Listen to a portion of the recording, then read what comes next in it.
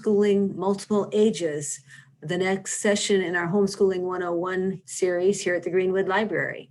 I'm Robin Miller. I'm the Adult Services Coordinator for the Greenwood Library, and I have with me today my coworker and colleague, Karis Chillen, who is our children's librarian. Karis, would you like to tell us a little bit about your homeschooling experience? Hi, yes, I'm Karis, and I'm the children's librarian here at Greenwood. I homeschooled my 3 children for 8 years, and I don't do that any longer. My girls have graduated and my son has gone on to high school. But it was a pretty amazing time in our life, and I'm so glad that I had the opportunity to do that. Thank you, Karis. Yes, I homeschooled my 2 children from the late 80s to the early 2000s. And just like Karis, it was an amazing time. I really enjoyed it very much. I wanted to tell you that we will be recording this session. And as I said earlier, this is our 4th session in Homeschooling 101. Our next session is going to be on Friday, actually, I have that wrong. It should be January 15th at 3 p.m. via Zoom. It's going to be about homeschooling your gifted and talented child. And you can register for that by going onto our website or by calling the library at 302-349-5309. And there are other sessions available from our past. Where do I start? Discover your child's learning style, and record keeping, report cards, and transcripts. All of those are available on YouTube. And it would be great if you'd like to look into those. Well, thinking about having your very own one-room schoolhouse can be an intimidating thought, but it can also be very rewarding for both parents and children. We've gleaned some advice and recommendations from parents that have homeschooled children of various ages, and we'd like to share those with you today. First off, I also would like to let you know that we will be mailing out notes for this following the presentation, so you don't need to write down things. Where do we start? A good place to start is to analyze how you and your children can best work together. And that has a lot to do with how your child learns and how you teach. You can start by viewing our YouTube video, as mentioned in the previous slide, Discover Your Child's Learning Style. And there's also some quizzes that are referenced here for learning style and for homeschool style.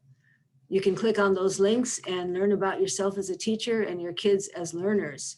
That'll help you to know how to organize and carry out your homeschooling. Well, to start off with basic advice that we found common to many of the parent teachers of these large homeschooling families, is they say to be flexible, find out what works for you, and be ready and willing to change if you think that you need to. Be sure to plan for interruptions and be realistic in your expectations, realizing that we're all human, we're not perfect, we all have good days and bad days, and just roll with the punches. If you have a bad day, well, tomorrow is going to be good. I can speak from experience, that is what happens. And also realize that every family is different, and don't try to copy others. That's a real trap you can fall into. Don't compare yourself to others. You may be having a bad day and the neighbor who homeschools next door is having a great day. And if you compare yourselves on that day, you're going to be very disheartened and discouraged. And also, your children are not other people's children. You need to do what's best for your family. Another thing that I learned early on is that encouraging obedience and maintaining loving discipline is very important. If you don't have that foundation where your children will listen to you and do as you ask, you're going to have a lot more trouble. So that's something to really work on at the beginning. And also try to limit the amount of running around that you do as a family. Try to keep things simple. Otherwise, it just gets too crazy. And don't allow yourself to be distracted by your phone or by social media. You need to dedicate yourself to listening to your kids. And they can tell when you're distracted. And that will just snowball into more and more problems. So how do you start your day? Almost everybody I read about said, start it together. Get all the kids together, all the ages together. It's a good way to start your day and help everybody know, okay, school is starting now. You can start with scriptural devotions, memorization, calendar time, songs and poems. You can even just do the Pledge of Allegiance, but it's an official, quote unquote, official start of the day, and everybody knows that we're going to move on from here. It's also a very special time that will bind your family together and create good memories for you. How about your work areas? Again, here we have different strokes for different folks. Some parents say they have to have their children work in different rooms so they aren't distracted by each other. Others arrange the children's desks in the same room so the teacher can go easily from one to the next. Sometimes it can just be the couch or even the backyard if it's a nice day. But find out what works for you and your children and be ready to adjust if needed. Now, Karis, I'm going to put you on the spot here because I didn't tell you about this, but if I remember right, you used your dining table. That was your main area of working. That's right. We kind of transformed our dining room table into a classroom, and we had desks in the dining room, and we had a bookshelf all around our dining room table. It was a little snug, but it worked well for us. I kind of set up my things at the table, and we had a shelf on the bookshelf for each child and also for me. And everything was in one place. My kids learned by video, and so they just put on their headphones so they didn't interrupt each other and got their work done. And when I needed to work one-on-one with one of them, we might go out into the living room, go some other room, so that we didn't interrupt the others so much. But it helped me to see when someone was distracted or just stuck or frustrated, and to be able to do what needed to happen next. Okay, great, thank you.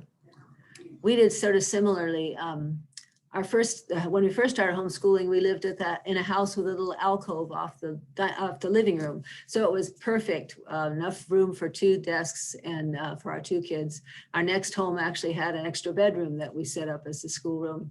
So we were fortunate enough to have all of it in one place with the bookshelves and all of that. I know how that goes. And also just to find out what works for you and your children, and be ready to change. If it's not working, try something else. Now, in planning out your day and your work, everybody does it differently, but there's some general things that are good to remember. It's good to have a routine so everyone knows what to expect. It doesn't always have to start at 8 o'clock sharp and follow a strict schedule. But if everybody knows that we all gather together for our group time and then we move into individual time or unit studies, then they know what to expect, and it gets into a good routine. Some parents suggest using time blocks for subjects where they plan new activities every 15 to 20 minutes. I think this is more for younger children because they have a shorter attention span.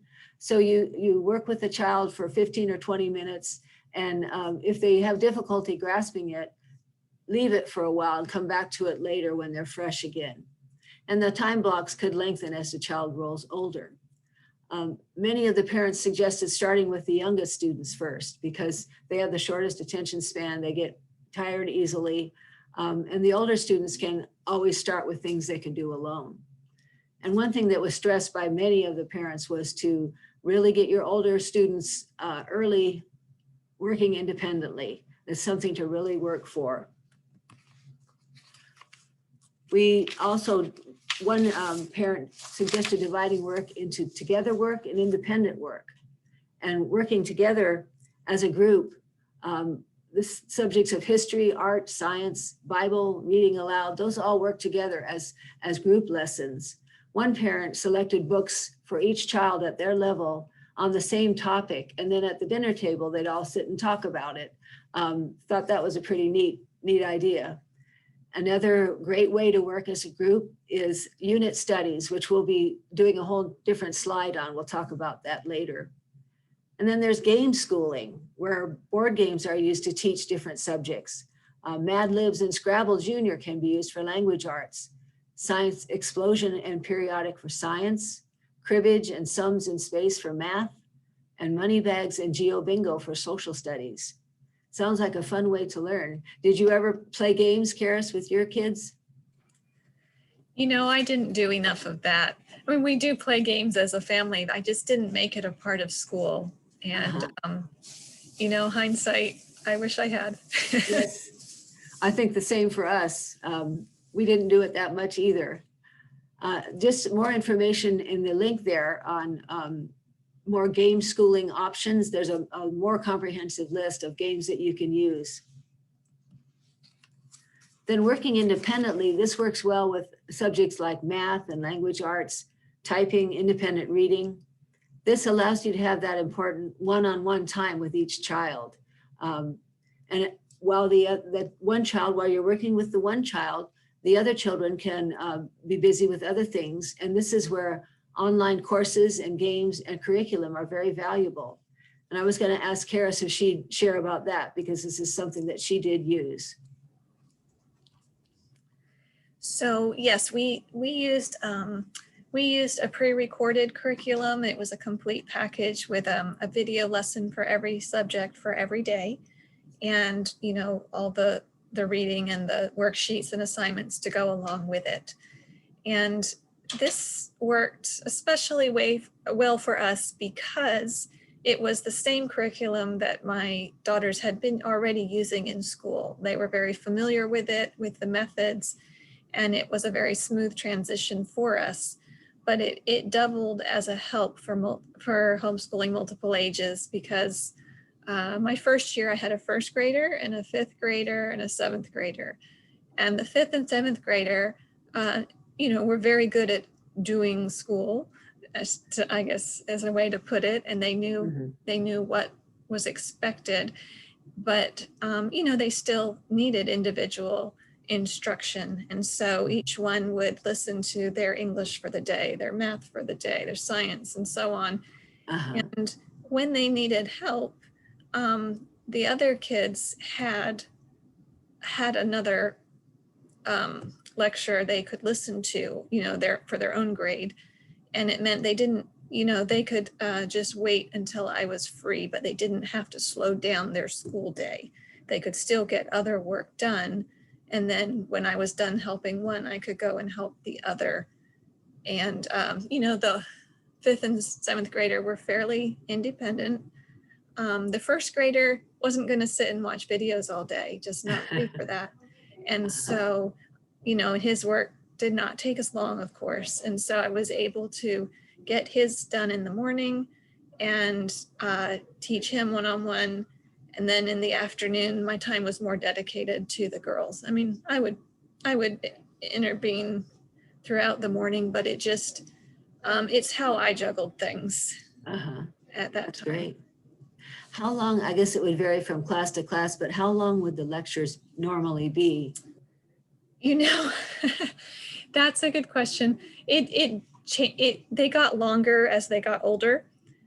I want to say in the lower elementary, you're looking at 15 minutes for a subject and then go do the worksheet that goes with it, kind of thing. But I didn't have him watch very many of those, because it just was more effective with him to be one-on-one. Whereas, and then a little bit longer in middle school and high school, it was a class period. It was like 45, 50-minute lecture. But I will tell you that the kids quickly learned what portions they could fast forward through and what they could stop and listen to, what they could go back and listen if they wanted to. But it was a recording of a classroom setting, and so there would be introductions and there would be question and answer, and they're like, well, I know that question, or I know this section, but I need to go on here. So they navigated that on their own. That's great. Well, thank you. Yeah. I think one thing that's important is to help the other kids know what to do while waiting for their turn. And one parent suggested assign solo activities ahead of time. Tell them, okay, if you need my help and I'm not available, you can read this book or listen to this audiobook, or go over here and build a bridge with these Legos. And also within the lessons themselves, to give options as to move on to the next problem, or work on another subject, or read a book for your book report. And then there's an organizational system called work boxes that we're going to talk about in a minute or two that is very helpful in helping your kids work independently. And also assignment notebooks that are created weekly. This is something that a parent can do at the beginning of the week, write out each day what the child is required to do, and they can go back and look at their assignments if they need to move on to something else. It makes it easier for them to know what to do. Well, what about if you have babies in the house? That can complicate things a little bit. In this case, it's a good idea to prepare more independent assignments for your students to be ready that they would be able to work on their own if you're busy with the baby. And also for everyone to be ready to be more flexible. The purchase of a good baby sling is a good idea, so the baby can go with you wherever you go in helping the other children. And don't worry about using baby gates. That'll help keep your baby safe and hopefully out of your hair while you're trying to get some work done. And definitely take advantage of nap times and high chair times when your baby is either asleep or busy picking Cheerios off the high chair tray. Those are times when you can get some other work done with your other children. And toddlers and preschoolers. One parent suggested, I thought it was a great idea, to try to set aside a special one-on-one time with the toddlers or the preschoolers in the morning, just to sort of fill up their tank. So they get that one-on-one attention. They're more willing to play independently or do things on their own later on in the day. And also to provide materials for them to quote unquote play school, paper and crayons, magnetic letters, other educational toys. And these should be special that are only used during school time so that the child is anxious and ready to play with them. Another idea was to give them a job to do, folding towels or matching socks. One mom shared that she did that with her little toddler, and that was his job for the rest of his time at home. He was always folding the towels for them. Have the kids join in the songs and stories of the group time, as well as science experiments. Sometimes just observing and watching what older siblings are doing, they can learn a lot and have fun in the meantime. And then a limited use of educational TV is fine too. There's lots of fine programs out there, DVDs you can get that will keep your child engaged and occupied and also learning. So what then about your older students on the other end of the spectrum? As we already said, be sure to be working with them on becoming more independent and learning how to learn. That's one of the most important things that homeschooling, I think, does for children, teaches them how to teach themselves things, and also help them to take on more responsibility for their own work and getting their work done. Even though you should be sure to check your older students' work regularly so that you keep tabs on where they are. They can also help a lot with your younger kids, with teaching your younger siblings, working with them on some of their subjects, reading to them, taking them for walks, or supervising their play outside. They say that teaching something is the best way to learn it. So in that case where your older child is teaching your younger child, they're both benefiting. It's also helpful to give them specific things to do when you ask them to take care of a younger sibling. Instead of just saying, go watch your brother, say, here, take this puzzle and go put this together with him. Or can you read this story to him? Give them options of things to do. I think it's less of a burden on them in that case. And your older children can also help with basic household chores and making snacks, helping with dinner. That's a good things to learn too. And if your family is young and you don't yet have older children that can help out in that way, there are homeschooled teens from other families can be a valuable resource for you. If you need an extra pair of hands, it's helpful for you, and the other teens, I'm sure, are enriched by helping you teach your kids. Well, here we're talking about unit studies, which is where we're talking about studying in groups. Unit studies are collections of learning activities tied to one theme, but can be adapted to the ability of each child. And they're very popular with homeschoolers because they provide a lot of hands-on approach to learning and cover a wide variety of subjects: math, science, language arts, and the social sciences. For example, if you wanted to do a unit study on Abraham Lincoln, kids can do math to solve Lincoln's math problem, which was a multi-step problem involving simple interest. I saw online that Lincoln was he loved doing math. He loved doing geometry and trigonometry.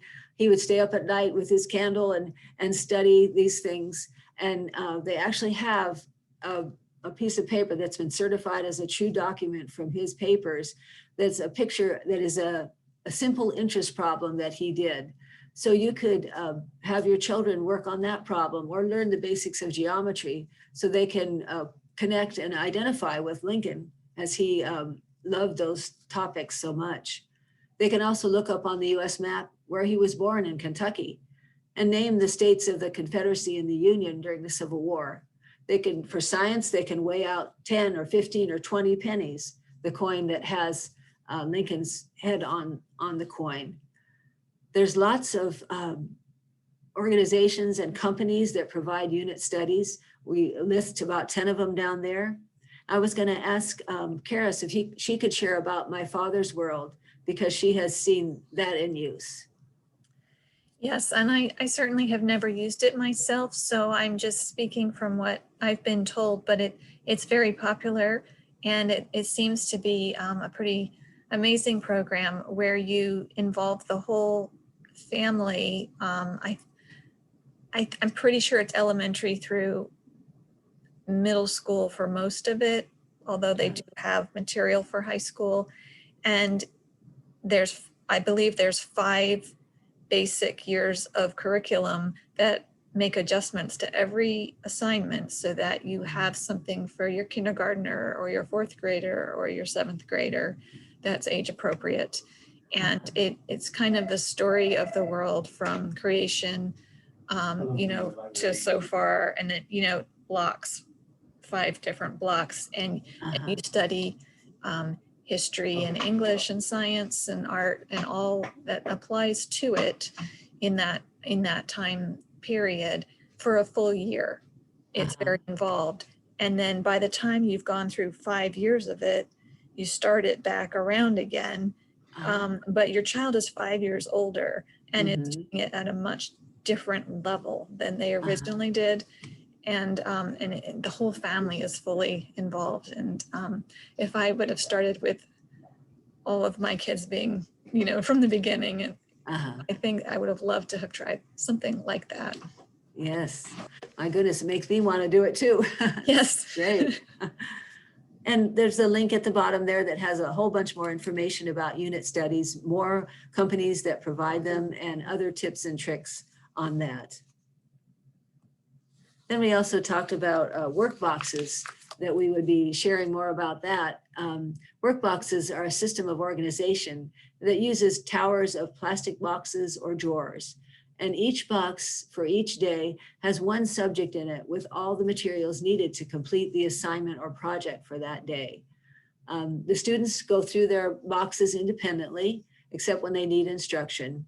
And if mom or dad is helping another child and not available, they can move on to another box and start working on the assignment in that without interrupting mom or dad. It's easy to see how much work is left and what still needs to be done, and if anything has been skipped. You can see the pictures there on the top is some examples of work boxes for 2 different children. And on the bottom is a schoolroom for 3 children with their workstations and their work boxes right to the left of their workstations. It seems to me to be a pretty good way to organize the work. Well, miscellaneous tips. These are things that a lot of families shared that I thought was good to think about. One was get outside. And this is, if it's good weather, it's really great for the kids to get outside and play, get some fresh air, get some exercise, so they're ready to come back in again and start afresh. Is that what Josh would like to do, Karis? He needed to get outside. Oh, yes. And, when he was 6 years old and a typical boy, we would do one subject of work hard on it, and we'd go outside for 15 minutes and jump on the trampoline, and we'd come back in and do the next one, and we'd go walk around the block, and we'd come back in, and then we'd go ride our bike. And it helped him, like that was how he could concentrate and get his wiggles out and come in ready to go. And it kept me kind of fit too. Yes, that's great. Very good. They also recommend making time for family read-along times, that every book is a lesson. You can read a book together and discuss it for weeks, and it's something that's in your collective family memory, family history. I can still remember driving across the United States and reading the Little House on the Prairie books to my kids. It's precious memories. A series of books like Little House and Percy Jackson, Harry Potter and James Herriot's All Creatures Great and Small. They're great options, and there are so many more. And it does create wonderful memories and also good ways to discuss things. And then they also really recommend doing lots of hands-on activities like baking and playing board games, finger painting, making a picture book, and creating buildings and bridges, things with Legos and magnetics, etc. So lots of things to use their hands with and experiment with. Well, I just wanted to encourage everyone to have fun and enjoy the journey. And in the midst of all the hard work, remember that you're laying a solid foundation for your children's futures and knitting your family together in a special way. And here are some resources that we use to create the presentation. The first two are books that are available not only at the Greenwood Library, but other libraries within Delaware. And then in the bottom are online resources, websites that we use to collect information about homeschooling multiple ages. I want to thank you for coming. I will email out a copy of notes to all participants. And don't forget our next session on January 15th, Homeschooling the Gifted and Talented Child. Happy homeschooling.